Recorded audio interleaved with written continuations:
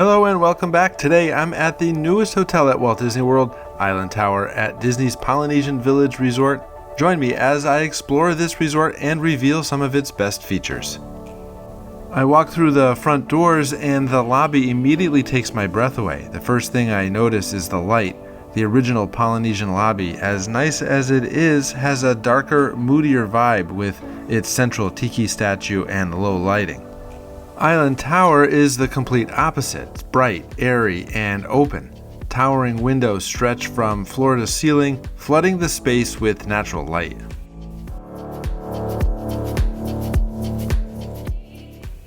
Every detail here feels carefully curated. The furniture is all custom made with rich, polished woods, natural fabrics, and warm colors that evoke an upscale tropical retreat.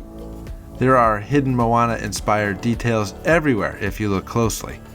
A subtle nod to Disney storytelling that doesn't feel overbearing. This isn't a cartoonish theme, it's refined, modern, and welcoming.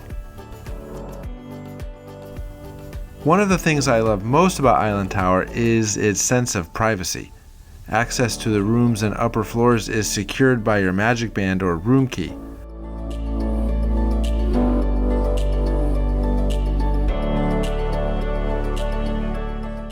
The elevator glides smoothly up, and with each floor, I feel like I'm being transported further into Disney World luxury.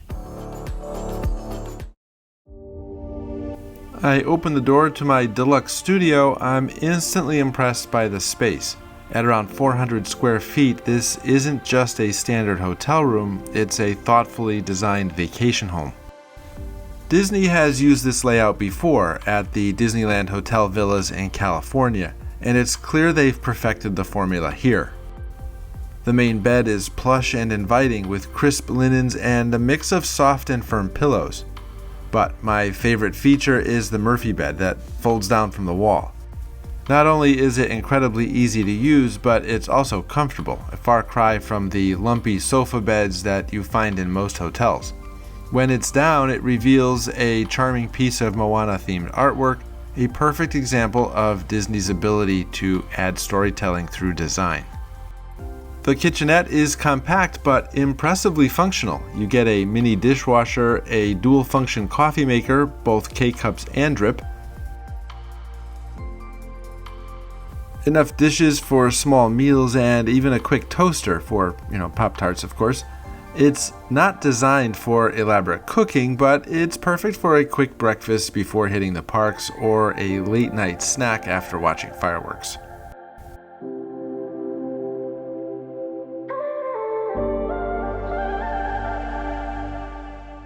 Another standout is the bathroom. It's simple, modern, and spacious, and I think Disney chose a great shade of green for the tile work here.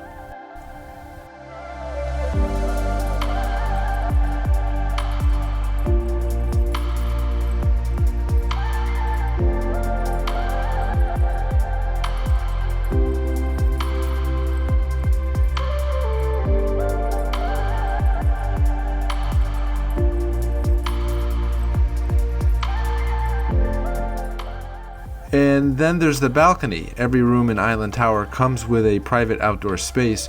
My room is labeled Preferred View, which I expected to mean an upgraded view, but instead I'm overlooking a golf course, a busy road, and some construction. Not quite what I had imagined, but not a deal breaker. That said, watching the monorails glide by adds some Disney magic to the view, and the sunsets from this side of the tower are really spectacular.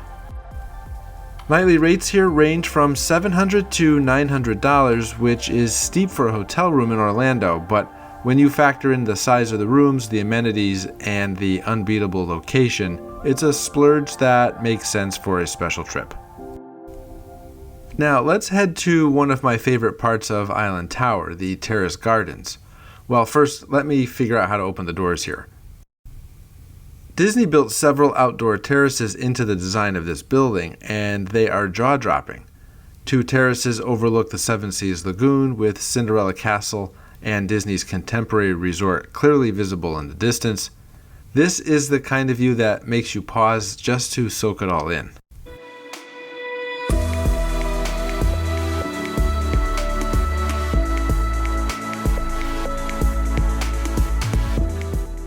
On the other side, the terraces face the golf course, and while that view isn't as iconic, it's tranquil and peaceful, especially at sunset. Once the nearby construction wraps up, it will feel like a private escape from the hustle of the parks. I think these terraces are one of the tower's best features. Even if you're not staying in a theme park view room, you can still enjoy world-class vistas from these shared spaces. Tomorrow night, we are planning on watching the Magic Kingdom fireworks from up here. After exploring the tower, I take a scenic pathway back toward the main Polynesian Village Resort building, affectionately known as the Great Ceremonial House. The vibe here is completely different. While Island Tower feels modern and luxurious, the Great Ceremonial House is classic Disney World design. The 2014 refurbishment introduced a mid-century modern aesthetic with bold patterns, tiki statues, and warm wood tones.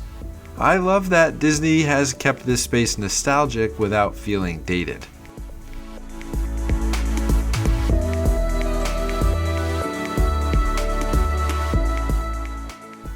Right outside the Great Ceremonial House is the monorail station. This is one of the resort's biggest perks. You can hop on a monorail and be whisked away to Magic Kingdom in minutes, or transfer at the Ticket and Transportation Center to reach Epcot.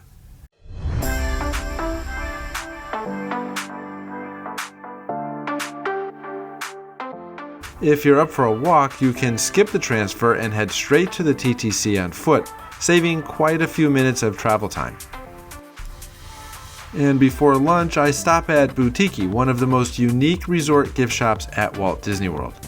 This isn't your standard shop filled with generic Mickey merchandise.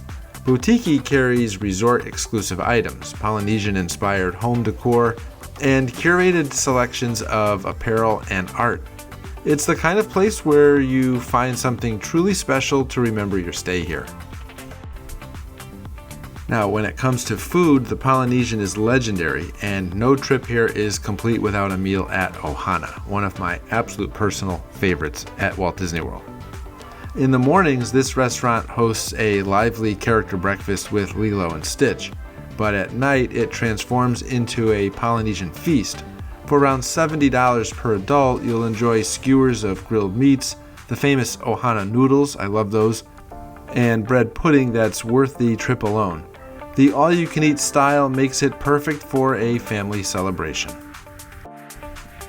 For something more casual, Captain Cook's is a quick-service favorite. This is where you'll find Tonga toast, a thick banana-stuffed French toast that's deep-fried, rolled in cinnamon sugar, and large enough for two. It's one of Walt Disney World's most iconic breakfast items.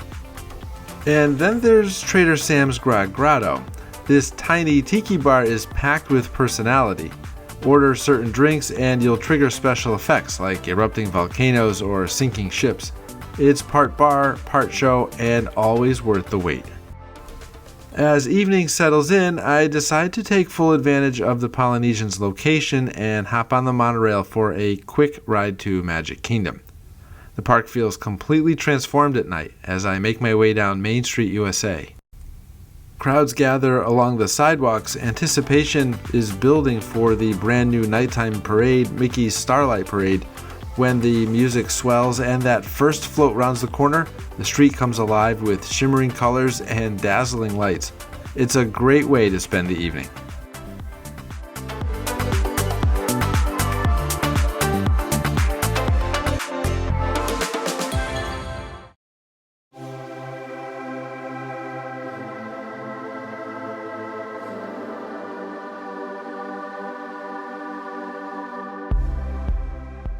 The next morning begins quietly, with a soft glow of the sun rising over the Seven Seas Lagoon. The resort slowly comes alive. Early risers stroll along the pathways, coffee cups in hand, and the sound of a distant boat horn signals the start of another magical day at Walt Disney World. I take a morning walk through the resort grounds to enjoy my favorite time of day. The Polynesian Village Resort feels even more enchanting at this hour. The pathways are lined with lush tropical greenery and hidden places to relax. My first stop is the Island Village Pool, which sits right outside the new Island Tower. Closed right now, so it's a good time to check it out. This pool is a quieter, more intimate retreat compared to the Polynesian's feature lava pool, surrounded by carefully carved Polynesian statues, lounge chairs, and umbrellas. From the hot tub, I can see glimpses of Cinderella Castle across the lagoon, a reminder of just how close Magic Kingdom really is. Later tonight, this very spot transforms into one of the best places on Disney property to watch fireworks. After my poolside exploration, I make my way to the Wailulu Bar and Grill, which has quickly become a guest favorite despite not being able to make a reservation for it. In the mornings, this open-air lounge is a peaceful retreat where you can grab a fresh cup of coffee or tea without trekking all the way back to Captain Cook's in the Great Ceremonial House. There's something relaxing about starting your day here, sipping coffee as you look out over the Seven Seas Lagoon and the resort's tropical landscaping. The design of Wailulu blends seamlessly with the Island Tower. Carved wooden pillars and subtle Moana-inspired accents make the space feel modern yet deeply connected to the Polynesian theme. Later in the day, this bar comes alive as a casual dinner spot. The seating is open air, and it feels like you're dining in a Hawaiian retreat. The rest of my day is spent enjoying the Polynesian's pools and a visit to Epcot for a few of my favorite rides, like Test Track and, of course, Living with the Land. Back at Island Tower, the sun begins to set. I grab a seat at one of the Island Tower terraces ready for a show. The music from Happily Ever After begins to play through the speakers, and I get to enjoy the full Magic Kingdom fireworks display without ever leaving the resort. If you're considering a stay here, check out my video on the best rooms at Disney's Polynesian Village Resort. I'll share some insider tips and help you make a great room request. I'll see you over there.